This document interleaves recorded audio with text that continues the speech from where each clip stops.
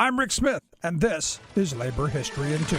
On this day in labor history, the year was 1976. That was the day more than 1 million Canadian workers walked off the job in a day of protest. The Canadian Labour Congress called the general strike. Workers downed their tools against a 3-year wage control plan implemented by then Prime Minister Pierre Trudeau. Trudeau had actually campaigned against wage controls during the 1974 election. A year later, the Liberal government introduced the C-73 Anti-Inflation Bill. It was considered the worst attack on labor since the 1930s, when bargaining rights were first legalized. Trudeau's wage controls suspended collective bargaining rights for all workers and amounted to deep wage cuts. Public sector workers were hit the hardest, as many hospitals, schools, and municipal workers teetered on the edge of desperation from already low wages made worse. But for a day at least, many industries across Canada came to a screeching halt.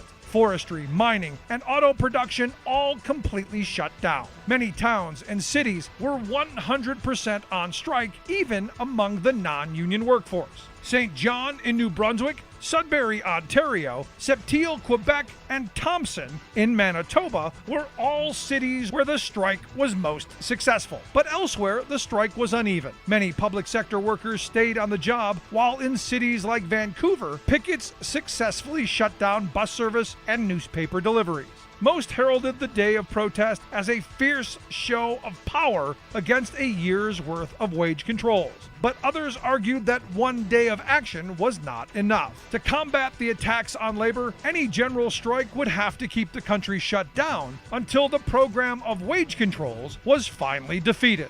Like what you hear? Check out more at laborhistoryin2.com.